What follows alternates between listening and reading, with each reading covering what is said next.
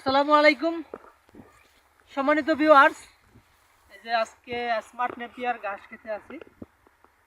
আপনারা যারা ঘাস চাষ করবেন চিন্তায় আছেন আসলে কোন ঘাসটা চাষ করবেন। আপনার যদি গরু ছাগল উভয় থাকে আপনি স্মার্ট নেপিয়ার এবং জারা-1 এই দুইটা ঘাস চাষ করতে পারেন আমার পক্ষ থেকে। আমি কারণ বিগত 3 বছর যাবত এই ঘাস চাষ করে আসছি, গরু ছাগল পালন করে থাকি। তো সেক্ষেত্রে আমার উঁচু জমির ক্ষেত্রে দুইটা ঘাসই সবচেয়ে পছন্দ বর্তমানে। একটা হচ্ছে এই স্মার্ট নেপিয়ার ঘাস আর একটা হচ্ছে জারা-1 হাইব্রিড ঘাস। এই দুইটা ঘাস গরু ছাগলের জন্য খুবই ভালো।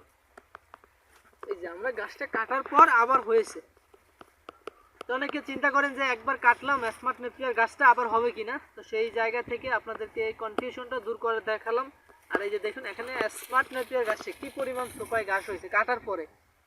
অন্যান্য ঘাস কাটলে কমে, কিন্তু স্মার্ট নেপিয়ার গাছটা কাটলে বাড়ে। দেখুন প্রতিটা সোপায় আপনি যেটাই দেখবেন, এবং শুধু একটা সোপা না যে আপনাদের দেখাচ্ছি, প্রতিটা সোপাই তার দ্বিগুণ করে উঠতেছে।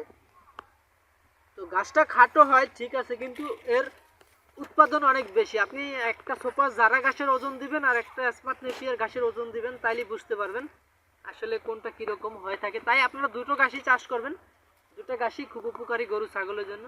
আর যদি নিচু জমি থাকে তাহলে আবার এই গাছটা চাষ করলে আপনার হবে না, পানি আসলে মারা যাবে।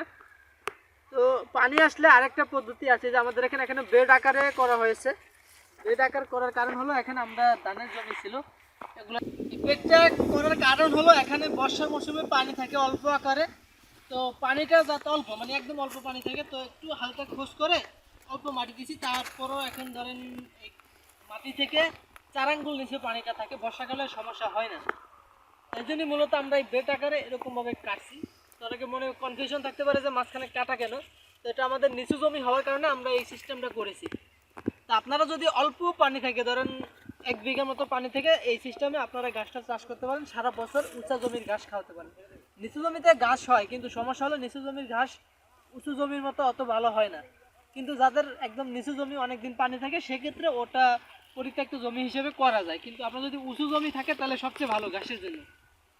তো ঘাসের চাষের কোনো বিকল্প নয়। আপনাদের এরকম গাছ যদি চাষ করতে চান অবশ্যই কাটিং রোপণ করবেন। এটার কিন্তু বীজই হয় না।